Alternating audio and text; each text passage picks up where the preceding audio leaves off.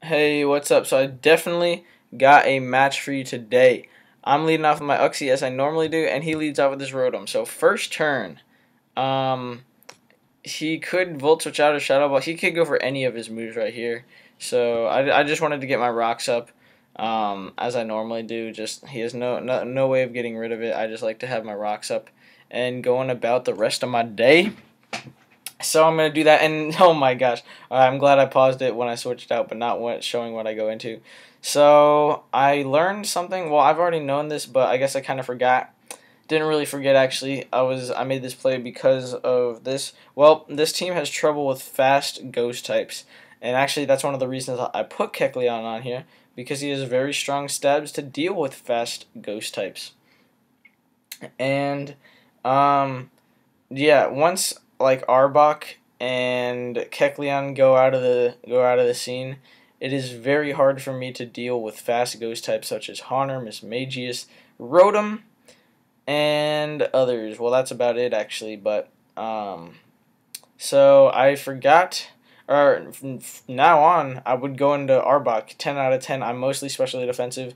I have Shed Skin in case he statuses me. I have Rest, and I have Sucker Punch. So, yeah, that's what I normally do. But instead, I go into Kecleon to directly take this guy out, thinking that he might Volt Switch or Shadow Ball or something just to, like, do damage to my Uxie or switch out.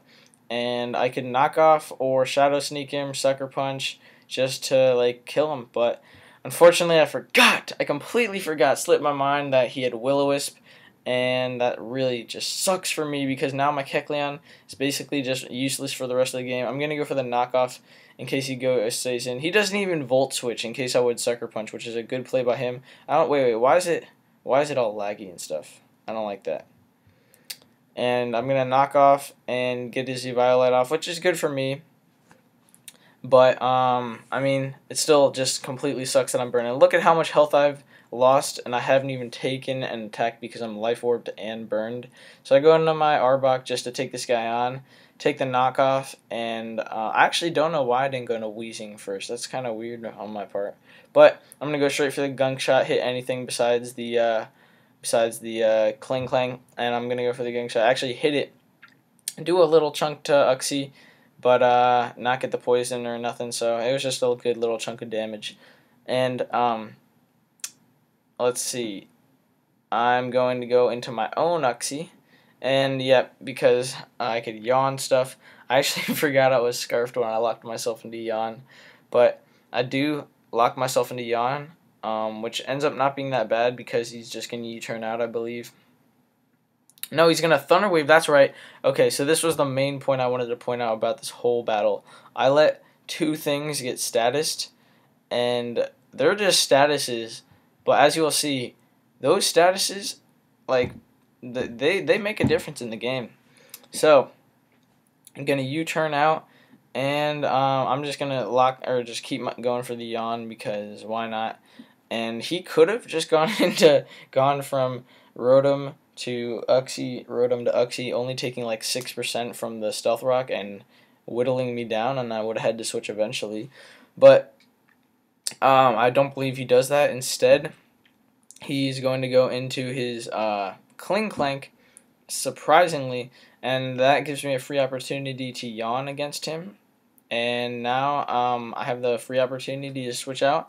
And now, like I would have done versus Tangela originally, I am going to go into my Wheezing to get up a layer of Toxic Spikes. I don't know why I didn't go into Wheezing originally versus Tangela. Maybe I was thinking of setting up, but he has the Kling Clank, so I normally wouldn't set up when they have a Steel type.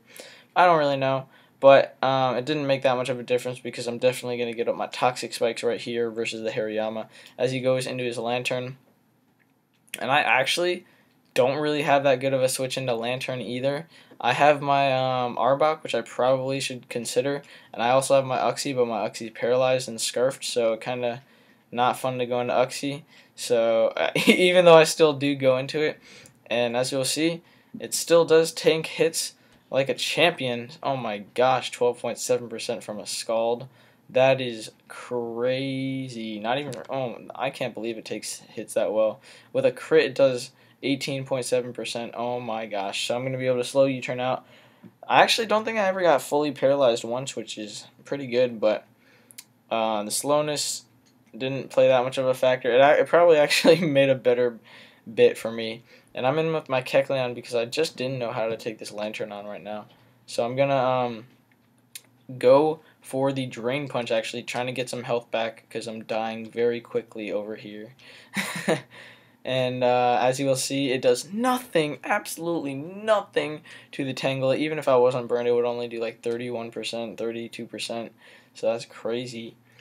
And I lost way more health than I gained that round. I lost 11% even after the Drain Punch recovery. So I'm going to go into my Arbok again because it's already knocked off, and he's going to go for the Leech Seed. And I believe, I know he's going to switch out into something. I was thinking, sorry, excuse me. I was thinking the Cling Clank, so I go into my Monferno just to U-turn out versus anything. And he probably wouldn't go into his Rotom ever, so and that's the fastest thing on his team by far. So I'm going to go into my Banded Monferno. No, I'm going to be faster than this Uxie because it's defensive, so I'm just going to U-turn out. Get the crit, which kind of sucks because it would have only done like 40%, but instead doing 60%.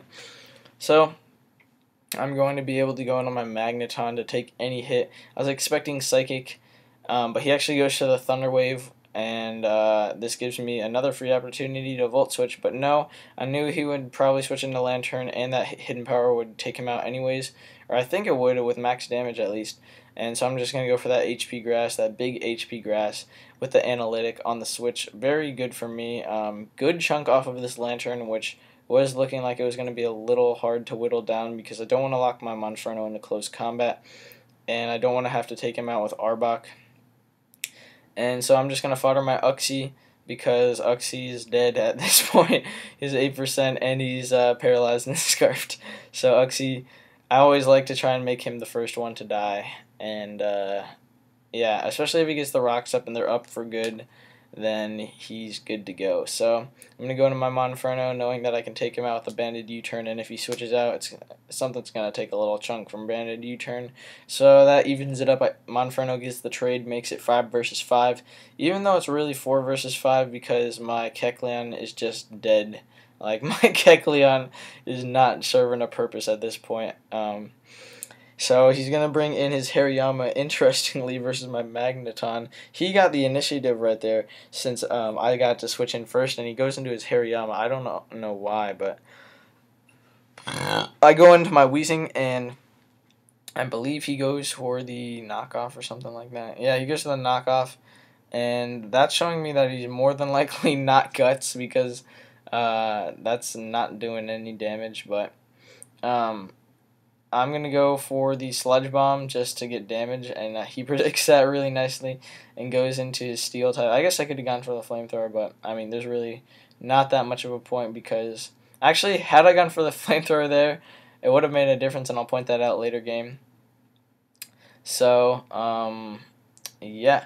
He goes into this, and I'm just going to go into my my Magneton to take on the Steel. I'm just gonna call it the Steel type, the Cling Clank, and I don't know why he doubled into his Hariyama. That was actually kind of weird to me, but I didn't want to risk Thunderbolt not killing, so I'm just gonna Volt Switch out. I actually think it was guaranteed kill, so I should have gone for that. Not playing on game. I should have calced that. And I go into my Weezing. He reveals a weird move, goes for the Seismic Toss. I guess he's running a bulky set because I know a Guts close combat would definitely do more. Even if it wouldn't, like, you should probably not ever run Seismic Toss. Even if you're, like, thick, fat, just know. And he goes into his Rotom. And I'm going to go into Kecleon. Okay, so look at this. What first was the counter to this Rotom is now being foddered to this Rotom because it crippled it third turn with a burn. I definitely should have gone into Arbok right there. I've always thought about replacing Arbok, but I don't know. I do have 2 solid poison types, which is really bad. But I think I'm just going to keep Arbok, even though it like barely serves a purpose on this team. I like the typing. I like what it does. I'm going to go into Monferno as he goes into this guy, and I'm just going to kill it. and going to Magneton. But yeah, I like Arbok on the team, and once I learn to use this team better, I feel like it'll be better. And yeah, so on this turn, okay, look at this. Okay, so it was 4 versus 3. I have no idea why I made the play that I did here, but I like to keep Magneton at a lot of health until end game. And I understand that I want to keep Magneton at full health, but I should have just attacked this Rotom. I have Monferno. Well, I even have this guy for the Kling Clank. But more importantly, I have Monferno for the Kling Clank. And Weezing is still alive, so I could possibly get a Pain Split off. Actually, that's probably not happening unless it's versus this guy. So I should have just gone for the Thunderbolt right here. Or, yeah, I would say... no. I should have gone for the Volt Switch right here. But instead, I switch in... Okay, the one thing I have left to take on this guy is Arbok. And I don't know why, but I make a hard switch into Arbok. So this game I played very bad because the two counters I have to the Ghost types, I switch them directly into Rotom and basically let them take him out. Because, I don't know, because he's going to be able to go into this guy, and my Snake is at really, really low health. There's no point in me, like, doing anything. I don't want to rest right here. I'm going to go into my, my Magneton for sure, and he's going to go for the Shift Gear, and I should have, once again, okay, I should have Volt Switched right here on this turn and gone into Monferno. But instead, I go for the Thunderbolt, and then it doesn't kill. I wasn't expecting that to kill, but I also wasn't expecting Frustration to do as much as it did. So, fair is fair. And now I'm going to have to fodder my Weezing, and then go into my Monferno like I was planning to do if I had Volt Switched, but I didn't end up doing that, unfortunately. So I was just playing very, very off this game. Now, as you'll see, I go into my Monferno. Like I should have done Volt Switch and gone into this, I would have had my Weezing alive right now and had it as a fodder or something. So, yeah. And I'm going to go for the Mach Punch. Don't really care if the Rotom wants to come in. Just going to Mach Punch. Don't want to risk getting swept by the Steel type. And I figured this Tangela is going to stay in, thinking I'm going to switch out. So I'm just going to stay in here, go for the Mach Punch, take the Giga Drain or the Leech Seed. But he actually knocks off my item, predicting the Magneton to come in more than likely.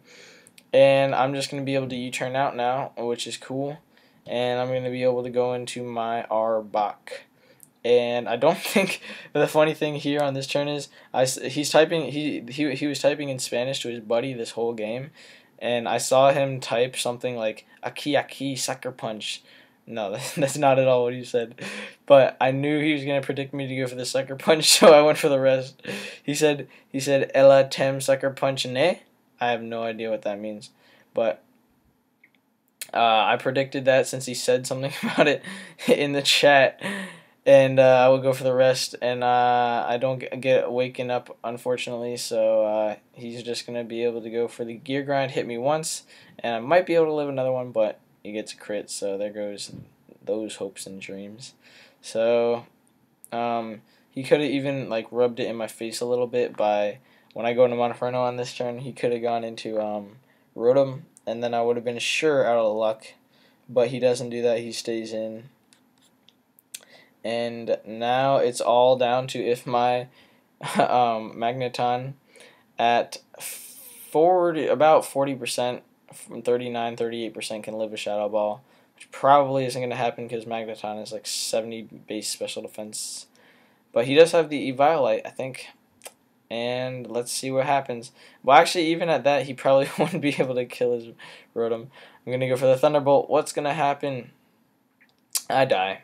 So, I don't know. The things I wanted to touch up on this game were that I played very badly with my statuses, or with my counters to the Ghost type, and then the Ghost type ended up being a big problem. So I definitely learned a lot about how to play with my own team from this battle, using Arbok to my advantage, or more like fodder advantage, but he could have also taken on this Ghost type a lot better.